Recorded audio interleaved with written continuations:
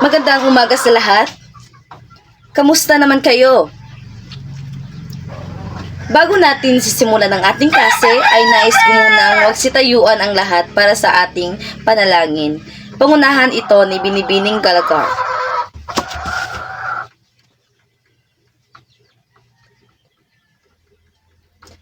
Bago magsupuan ang lahat, ay nais ko munang bigyan kayo ng sigla. Ito ay tinatawag nating hep hep hooray. Pag sinabi kong hep hep, sabihin niyo naman hooray. Maliwanag? Handa na ba ang lahat? 1, 2, 3, hip hep. Hip hep. Nakasiglaan na ba ang lahat? Magsipuupuan na ang lahat. May lumiban ba sa klase ngayon? Mahusay kung ganon. Bago natin simulan ang ating aralin, ay nais ko munang balikan ang ating nakaraang aralin. Ano nga ba ang ating nakaraang aralin? Pag may sasagot, itaas ang kamay. Montifalco, tumayo. Magaling. Ano nga ba ang panitikan ng bayan? Mahusay. Mabuti at may naalala pa kayo sa ating nakaraang aralin. Ngayon naman ay dadako na tayo sa ating bagong aralin. Ngayong araw ay may ipapakita akong larawan sa inyo at alamin kung ano ito. Malinaw lang ba sa inyo ang mga larawan? Sa nakikita niyong larawan, ano nga ba ang ating aralin ngayon? Mahusay. Sa nakikita niyong larawan, ano ang alam niyo tungkol sa Ibong Adarna? Mahusay. Para sa inyo, bakit kaya mahalaga ang mga lumang akda sa pag-aaral ng kulturang ng isang bansa? Mahusay. Ngayong araw ay aking tatalakayin ng Ibong Adarna, hindi lamang bilang kwento, kundi bilang akdang nagmula sa isang panahon at kulturang mahalagang maunawaan. Ang gagawin nyo lamang ay makinig at unawain ang aking mga binibigkas. Maliwanag ba sa lahat? Ang Ibong Adarna ay umusbong noong panahon ng Kastila. Sa panahong ito, maraming akdang panrelihiyon at panitikan mula sa Europa ang naimpluwensyahan ng ating panitikan. Ang Ibong Adarna ay kabilang sa korido, isang tulang pasalaysay na mabilis basahin at may sukat na tugma. Ito ay isinulat upang magbigay aral at nagsilbing libangan noong panahon ng kolonyalismo. Kaya makikita ang mga ideyang may pagsunod-sunod sa pananampalataya at kabutihang asal. Bagamat naisulat sa panahon ng Kastila, ang akda ay may halo ng impluwensyang Europyo at katutubong kulturang Pilipino. Narito ang impluwensyang Europyo.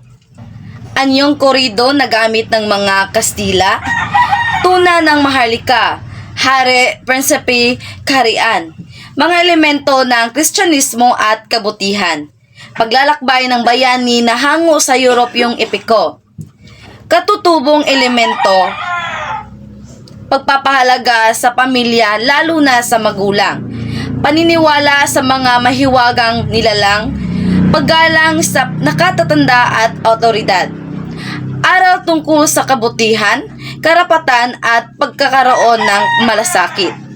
Dito natin makikita na kahit nasakop tayo, dala pa rin natin ang sariling paniniwala, tradisyon at pagpapahalaga. Ang Ibong Adarna ay salamin ng kulturang Pilipino. Sa akda, makikita ang pating pagtingin sa mahalagang papel ng pamilya sa lipunan. Paniniwala sa kababalaghan at misteryoso na pagpapahalaga sa pagsupok bilang paraan ng paghubog sa pagkatao at gantimpala para sa mabuti at parusa sa masama. Kaya ang akda ay hindi lamang kwento ng isang mahiwagang ibon. Ito ay paglalarawan ng ating pagkakakilanlan bilang Pilipino. Kaya ngayon ay malinaw na sa atin na ang Ibong Adarna ay isang akdang nag-uugnay sa tatlong aspetong kasaysayan. Nakikinig pa ba ang lahat? Mahusay. Sa kabuuan ng ating aralin, natutunan natin na ang Ibong Adarna ay isang akdang nagmula sa panahon ng Kastila. Ngunit naglalaman pa rin ng kulturang Pilipino. Makikita nito ang kombinasyon ng impluwensyang Europyo tulad ng anyo nitong korido, maharlikang katauhan at temang Kristiyano, kasabay ng katutubong pagpapahalaga gaya ng paggalang sa magulang, karapatan, kabutihan at paniniwala sa mga mahiwagang elemento. Dahil dito, ang akda ay nagiging mahalagang salamin ng ating kasaysayan, kultura at identidad bilang Pilipino. Ngayon, sa aking pagtatalakay, kayo ba ay may natutunan o naintindihan? Kung ganon ay may mga katanungan ako base sa naintindihan nyo sa aking pagtatalakay. Mapalo, tumayo. Sa iyong palagay, paano nagsisilbing salamin ng ating pagkakakilanlan bilang Pilipino ng akda? Mahusay, maaari ka nang umupo, Mapalo. Upang maiugnay ang ating aralin ngayon sa tunay na buhay, ay gumawa kayo ng maikling reflective output sa pamamagitan ng poster o drawing. Ang gagawin nyo lamang ay ipakita ang isang aral mula sa ibang Adarna at kung paano mo ito gagamitin sa buhay mo at lagyan ng maikling paliwanag. 3 to 4 pangungusap. Ipasa nyo ito sa susunod nating pagkikita. Maliwanag ba sa lahat? Pamantayan sa gagawin yung output ay may 20 puntos. Sa pag-unawa sa aralin ay 5 puntos, paglalapat 5 puntos, organisasyon 5 puntos, kreatibidad 5 puntos at presentasyon 5 puntos. Sa kabuuan ay 20 puntos. Bago tayo dumako sa inyong takdang aralin ay magkakaroon muna tayo ng pagtataya. Huwag na kayong kumuha ng papel dahil sa papel na ibibigay ko lang kayo sa sagot.